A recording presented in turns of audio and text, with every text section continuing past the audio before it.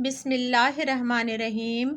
Crack high school سے آپ کی معلمہ سلمیٰ اعجاز اپنی جماعت کے تمام طلباء و طالبات کو اردو قواعد کی کلاس میں خوش آمدید کہتی ہیں۔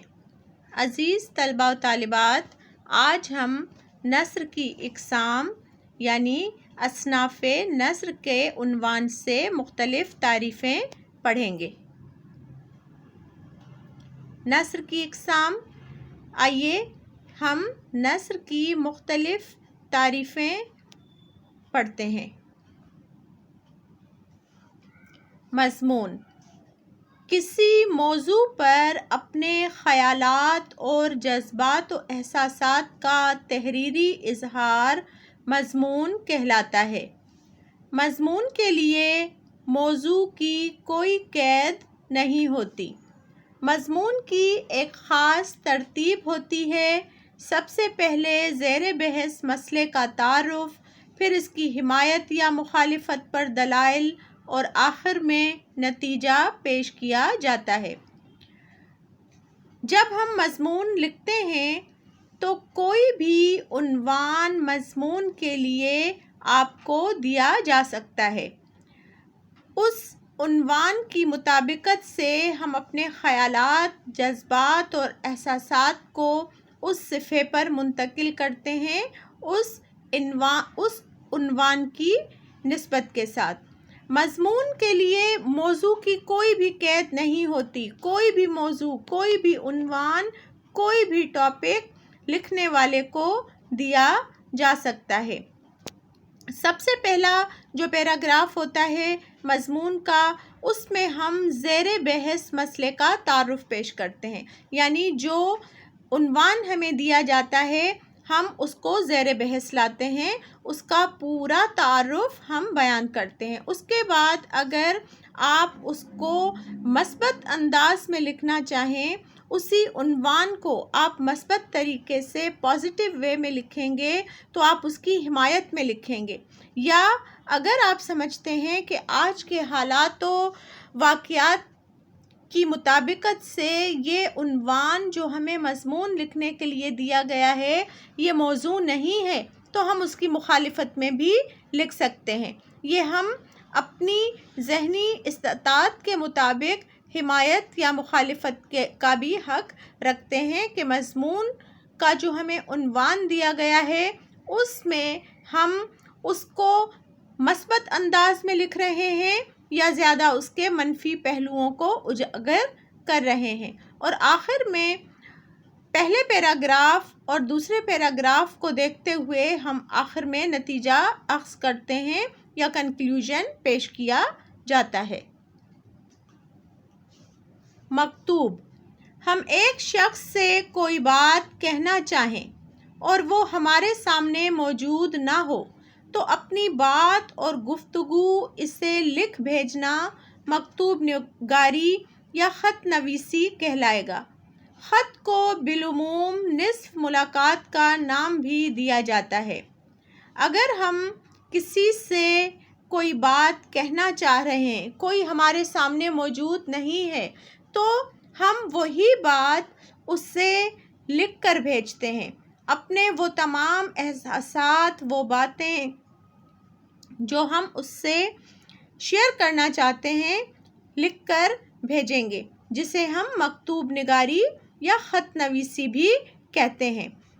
آج کا دور جس طرح سے ڈیجیٹل دور ہے، کمپیوٹر، انٹرنیٹ، موبائل سے سب واقفیت رکھتے ہیں، تو آج کے دور میں نہ صرف مکتوب ہم صفحے پر لکھ کر بھیج سکتے ہیں بلکہ آج کے اس ڈیجیٹل اور الیکٹرانک کے دور میں ہم برقی خطوط بھی لکھتے ہیں جسے ای میل کہا جاتا ہے، یا وہ میسیجز جو ہم موبائل کے ذریعے دوسرے کو لکھ کر بھیجتے ہیں۔ تو یہ بھی نئی ٹیکنالوجی کے حساب سے گفتگو کی ایک وہی ترتیب ہمارے سامنے آ جاتی ہے کہ ہم کسی سے بات کرنا چاہیں تو یا تو خط لکھ کر صفحے پر اپنے خیالات کو منتقل کرتے ہوئے لیٹر باکس میں ڈال کر ہم پاکستان کے کسی بھی شہر میں یا پاکستان سے باہر کسی بھی ملک میں اپنا وہ مکتوب، وہ خط پڑھنے والے کو لکھ کے بھیجیں گے، جو اس خط کو پڑھنے کے بعد ہمارے خیالات سے بخوبی آگاہ ہو سکتا ہے، یا پھر وہ برقی خطوط جسے ہم ای میل کہتے ہیں، جسے ہم الیکٹرانک دور میں میسیجز بھی کہتے ہیں، جو واٹس ایپ پر یا موبائل پر کیے جاتے ہیں، تو یہ بھی ایک مکتوب کی ہی شکل ہے جو کہ برقی خطوط یا الیکٹرانک میڈیا کے ذریعے لکھے جاتے ہیں۔ خط کو بالعموم نصف ملاقات کا نام بھی دیا جاتا ہے۔ جس طرح ہم کسی سے روبرو آمنے سامنے مل کر ملاقات کرتے ہیں تو وہ ہماری ملاقات ایک مکمل ملاقات ہوتی ہے، مگر کیونکہ ہم اس خط کو جس کے پاس بھیج رہے ہیں اس سے ظاہراً ملاقات نہیں کر رہے، تو وہ ہمارا خط کس طرح کی ملاقات کہلاتا ہے؟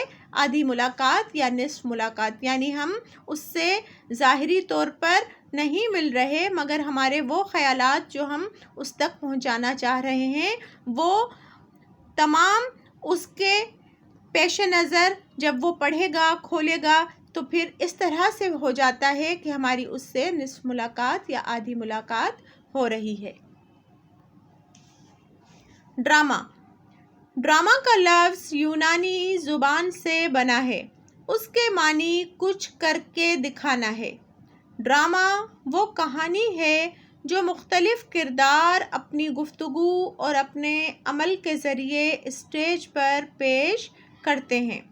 عزیز طلباء و طالبات، یونانی زبان کا لفظ ہے ڈرامہ، جس کے معنی کیا ہیں؟ کچھ کر کے دکھانا، یعنی ایکٹ کرنا، اداکاری کرنا، فنکاری کرنا۔ تو ڈرامہ وہ کہانی ہے جسے ایک مصنف لکھتا ہے۔ ڈرامہ حقیقت پر مبنی کوئی کہانی بھی ہو سکتی ہے یا کوئی تخیلاتی تحریر جو کہانی کی صورت میں لکھنے والا مصنف یا رائٹر جو لکھتا ہے، اس کے اندر جو کردار یا کریکٹر وہ منتخب کرتا ہے، وہ اپنی گفتگو، بات چیت یا ڈائیلاگ جو آپس میں بول رہے ہوتے ہیں، یا پھر وہ عمل جس کے ذریعے وہ ایکٹ کر کے دکھاتے ہیں، یا تو اسٹیج پر یا ٹی وی یا سینما کی اسکرین پر۔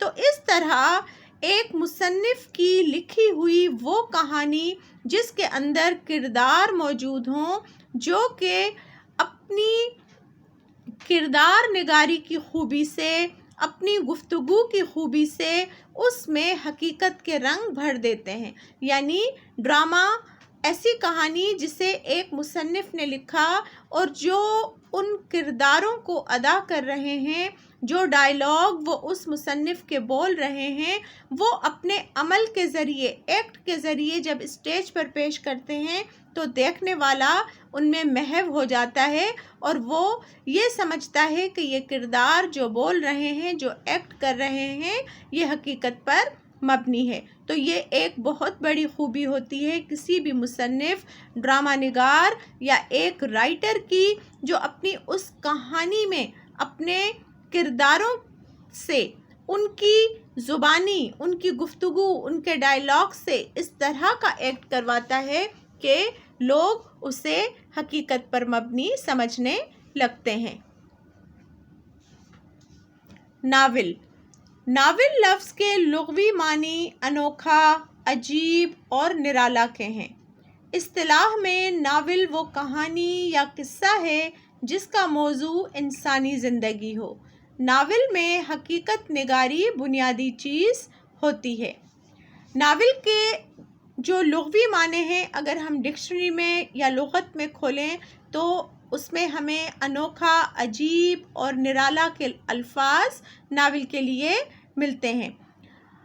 ناول ایسا قصہ یا کہانی ہوتی ہے جو شارٹ اسٹوری یا چھوٹی کہانی نہیں ہوتی، بلکہ ناول ایک طویل قصہ یا کہانی کہی جا سکتی ہے کہ جس میں کردار بھی ہوتے ہیں، اور عام طور پر جو اس کا مصنف یا رائٹر ہوتا ہے ناول کا، اس کے پیش نظر جو عنوان، جو موضوع ہوتا ہے اس ناول میں، وہ انسانی زندگی ہوتا ہے، یعنی کہ اس ناول میں انسانی زندگی اور انسانوں سے متعلق کہانیاں ہوتی ہیں، مافوق الفطرت یا اس طرح کی کہانیاں اس میں نہیں ہوتی۔ زیادہ تر ناول لکھنے والا اپنے ارد گرد، اپنے آس پاس کے لوگوں کی زندگیوں کو دیکھتے ہوئے ایسی کہانیاں، جسے طویل کہانی کہتے ہیں، ناول کی صورت میں لکھتے ہیں۔ ناول میں حقیقت نگاری بنیادی چیز ہوتی ہے۔ لکھنے والا ناول میں اس طرح کی منظر کشی، اس طرح کا پس منظر بیان کرتا ہے کہ پڑھنے والا اسے حقیقت پر مبنی سمجھتا ہے، یعنی کہ یہ بھی ایک بنیادی چیز ہوتی ہے ناول نگار کے سامنے کہ اس کے ناول میں حقیقت نگاری سے کام لیا گیا ہو، یعنی ایسا نہ ہو کہ بات 4 سال پہلے کی ہو رہی ہو اور منظر اس ناول میں آج کے بیان کیے جا رہے ہوں، یعنی لکھنے والا ناول لکھتے ہوئے حقیقت پسند بن کر ان تمام چیزوں کو سامنے رکھتے ہوئے ناول کو تخلیق کرتا ہے یا لکھتا ہے۔ افسانہ۔ افسانہ قصہ یا کہانی کی وہ شکل ہے جس کے لیے انگریزی کا لفظ شارٹ اسٹوری استعمال ہوتا ہے۔ فنی لحاظ سے ایک افسانے کے لیے ضروری ہے کہ وہ وحدت تاثر کا حامل ہو۔ اکثر اوقات افسانے میں کسی واقعے یا کردار کو قارئین کے سامنے پیش کر دیا جاتا ہے۔ افسانہ قصہ یا کہانی کی ایسی شکل جسے شارٹ اسٹوری کہا جاتا ہے، یعنی کہ ایسی کہانی مصنف لکھتا ہے جو کہ مختصر ہوتی ہے، طویل ناول کی طرح بہت طویل یا ضخیم کتاب کی صورت میں، ناول کی صورت میں آپ کے سامنے افسانہ نہیں آتا، بلکہ افسانے کا جو مصنف یا رائٹر ہوتا ہے مختصراً ایک چھوٹی کہانی کی صورت میں اسے بیان کرتا ہے۔ فنی لحاظ سے افسانے کے لیے کیا ضروری ہے کہ وہ وحدت تاثر کا حامل ہو، یعنی اس میں زیادہ کردار نہیں ہوتے، کوئی بھی ایک کردار، ایک واحد کردار کے ارد گرد وہ کہانی گھوم رہی ہوتی ہے جسے مصنف پیش کر رہا ہوتا ہے۔ اکثر اوقات افسانے میں کسی واقعے یا کردار کو قارئین کے سامنے پیش کر دیا جاتا ہے۔ کیونکہ افسانہ ایک مختصر کہانی یا شارٹ اسٹوری ہوتی ہے، تو اس میں لکھنے والا جو افسانہ نگار ہے وہ کسی بھی واقعے کو منظر نگاری کے ذریعے یا کسی ایک کردار کو اپنے قاری یا قارئین کے سامنے پیش کرتا ہے۔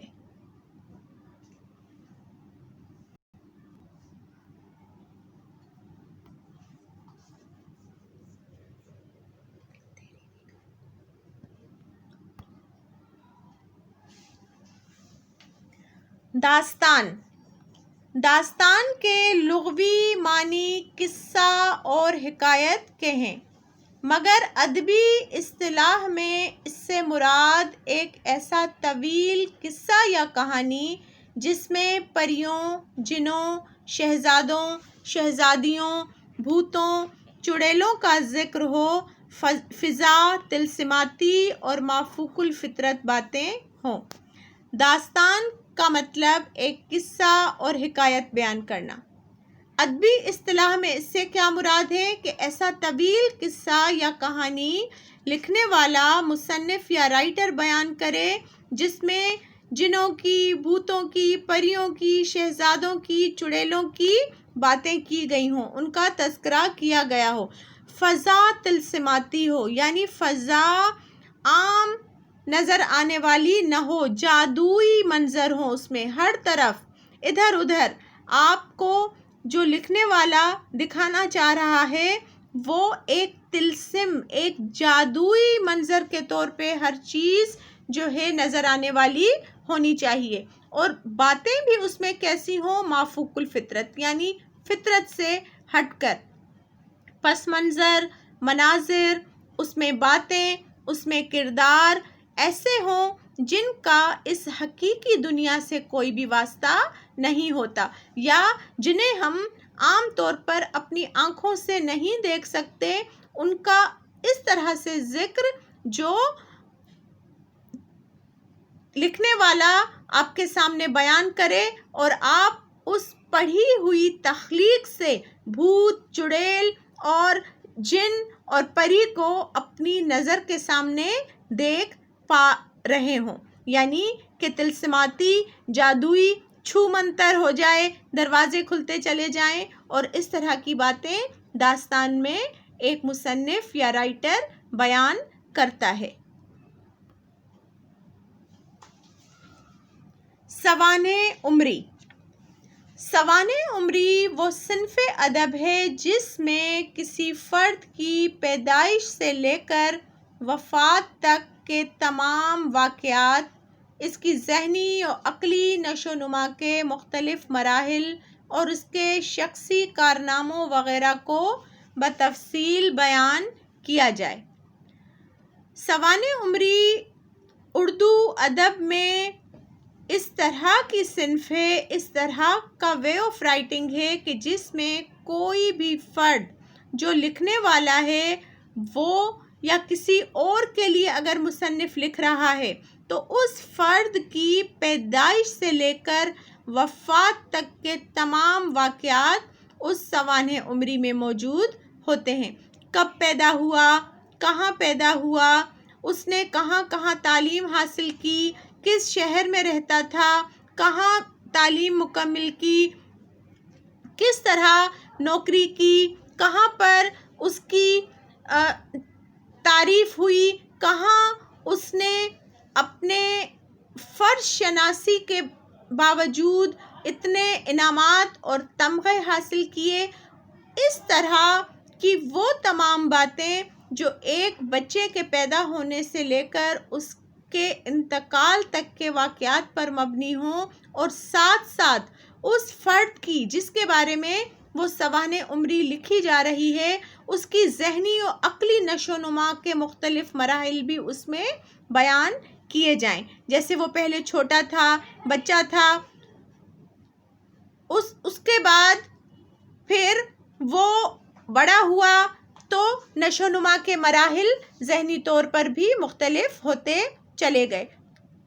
اس کے بعد اس کے شخصی کارنامے جو اس نے کردار ادا کیا اپنے ایجوکیشنل انسٹیٹیوشنز میں، جو اس نے کردار ادا کیا اپنی جاب یا جہاں وہ کام کرتا ہے وہاں اس نے کون کون سے کارنامے انجام دیے وہاں پر، ان تمام چیزوں کو سوانح عمری میں تفصیل کے ساتھ بیان کیا جاتا ہے۔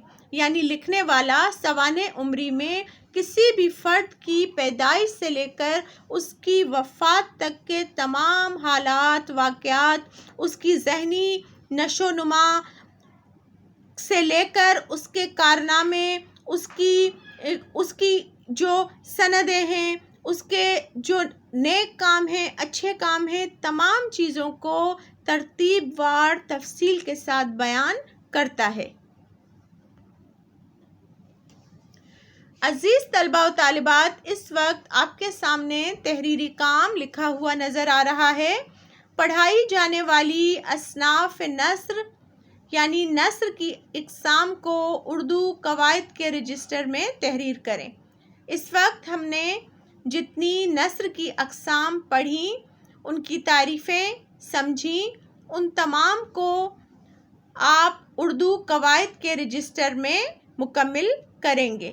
میں امید کرتی ہوں تمام طلباء و طالبات عمدگی اور احسن طریقے سے اپنا کام اردو قواعد کے رجسٹر میں مکمل کریں گے۔